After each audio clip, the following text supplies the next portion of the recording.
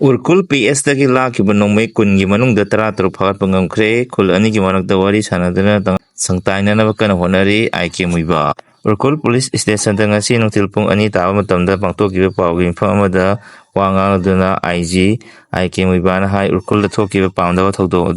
adugi makha tarakpada district asida law and order gi phibam Hananaba Police Department na lepa leitana honari tha asigi anida sauna khutoknaduna misi mina kaya marum thokraba su makha tarakpada district asida pamdaba thokdok thokpagi wafam lekhidre loinana hauzik phawbagi oina irang asi control tawduna thamle. Exit poll Haryana da BJP turagani Congress lagani Jammu and Kashmir Union Territory da chungsanaba lengak leragani hadda pangthokkiba Haryana amasung Jammu and Kashmir Assembly membership khanana vote thadaba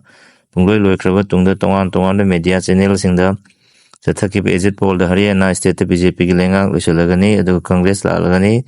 legislature leiba Jammu and Kashmir Union Territory da party amatana pung phama majority phangloidabana chungsanaba lengak leragani Anoba lenga ama semna budamakta Union Territory asida tangai phadana political party natraga chungsanaba kanguna se nimfuga taruk phangdaba yade hairiba masing asi tongan news channel singda lokhiba exit poll singda BJP na phangani haina panadre India Today si voter gi reporter BJP na seat 13 tagin 39 phangani haina panari adu Congress amasung National Conference ke alliance na seat nifu dagina nifu nipan phawa phangani hairi Sibi khungdang tangchangani lakthokiba transgender Malem Thongam police na phajan khre Kuki jo MLA tara gi mathakta state government na numit tara mangani manung de action lokhatrabadi sibi khungdang tangchangani haina lakthokibi transgender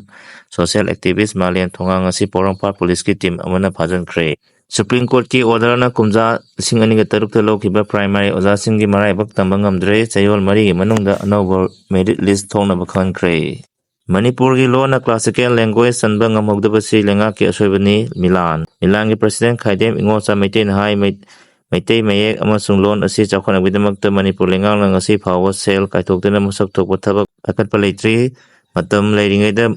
Matang assembly pham pangthokpada loan asigi matangda khanaduna state budget ta loan gi sel tokhaina haptuna chakhona honagadabani Manipur loan bu India gi classical language singi manungda chanhan khidaba habase loan asi Manipur lengangna lumna logdaba ni haina lawi matam chana lengangna proposal tharamba tarabadi Manipur loan asi classical language ta chalanggodabani Thajanaba thamduna ingtapna hanjalaknaba honaminasi kom union Manipur Ipai po sing nungsi chanana leminaramba adugumba khoi punna hingminasi Manipur gi integrity amadi unity ngakpagi lambida ngasi phawba chatli haina kom union Manipur na phungthorli khongjang chungsanaba sem sarasi MMTU